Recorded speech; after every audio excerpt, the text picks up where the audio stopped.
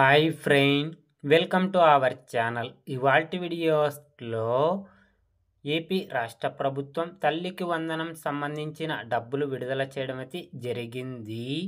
తల్లికి వందనం పథకానికి అర్హత ఉండి డబ్బులు జమ కాని వారు ఏం చేయాలో మనం ఇప్పుడు ఈ వీడియోలోనైతే తెలుసుకుందాము. మీరు ఈ వీడియోని ఎక్కడ స్కిప్ చేయకున్నట్ల చివరి వరకు చూడండి. అప్పుడైతే నేను చెప్పేది మీకు అర్థమవుతుంది. అలాగే వీడియో నచ్చితే ఒక లైక్ చేసి ఇంతవరకు మన ఛానల్ సబ్స్క్రైబ్ చేయని వాళ్ళు వెంటనే సబ్స్క్రైబ్ అయితే చేయండి. తల్లికి వందనం పథకానికి సంబంధించిన అర్హుల జాబితాను గ్రామ వార్డు సచివాలయాల్లో విడుదల చేయడం అయితే జరిగింది. ఒకవేళ అర్హత ఉండి లిస్టులో పేరు రాకపోయినా మరో అవకాశం కల్పిస్తామని చెప్పడం అయితే జరిగింది. ఎవరికైనా ఇబ్బందులు ఎదురైతే వెంటనే సరిదిద్ది సహాయం అందిస్తామన్నారు. ఈ నెల జూన్ 26 వరకు ఫిర్యాదులు స్వీకరించి ఈ నెల 30న తుది జాబితాను ప్రకటిస్తామన్నారు.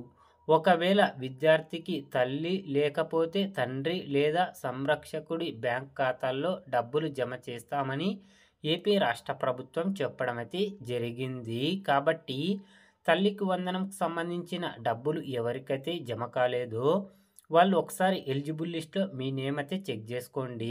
గ్రామ వార్డు సచివాలయాల్లో ఫైనల్ లిస్ట్ విడుదల చేయడం అయితే జరిగింది.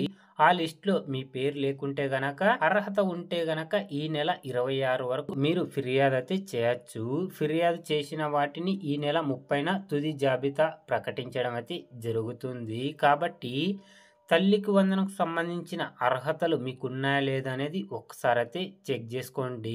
తల్లికి వందనకు సంబంధించిన కావాల్సిన అర్హతలు అయితే కుటుంబ ఆదాయం గ్రామాల్లో నెలకు 10,000, పట్టణ ప్రాంతాల్లో 12,000 లోపు ఉండాలి. అలాగే రైస్ కార్డు ఖచ్చితంగా ఉండాలి. ట్యాక్సీ, ట్రాక్టర్, ఆటో సహా ఎలాంటి 4 వీలర్స్ ఉండకూడదు. ఫ్యామిలీకి 3 ఎకరాల్లో మాగాని లేదా 10 ఎకరాల్లో పొడి భూమి లేదా 2 కలిపి 10 ఎకరాల లోపు ఉండాలి.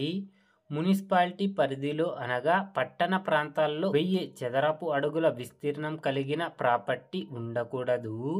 కరెంటు బిల్లు నెలకు 300 యూనిట్లు దాటకూడదు. విద్యార్థుల హాజరు ఖచ్చితంగా 75% హాజరుండాలి.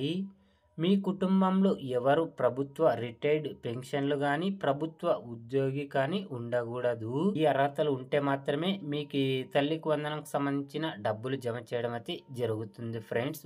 మొదటి విడతలో తల్లికి వందనంకు సంబంధించిన డబ్బులు జమ కాకుంటే మీరు ఈ నెల 26 వరకు ఫిర్యాదు అయితే నమోదు చేయండి. తర్వాత అర్హత ఉంటే గనక మళ్ళీ 30వ తారీఖున ఈ నెల 30వ తారీఖున ఫైనల్ లిస్ట్ విడుదల చేయడం అయితే జరుగుతుంది. ఆ లిస్ట్లో మీ నేమ్ వస్తే గనక తల్లికి వందనకు సంబంధించిన డబ్బులు మీ అకౌంట్లో క్రెడిట్ కావడం అయితే జరుగుతుంది ఫ్రెండ్. తల్లికి వందనకు సంబంధించిన ఇంకా ఏమైనా డౌట్స్ ఉంటే లైక్ చేసి కామెంట్స్ అయితే అడగండి. ప్రతి ఒక్కరికి రిప్లై ఇవ్వడం అయితే జరుగుతుంది friend. Thank you for watching my video.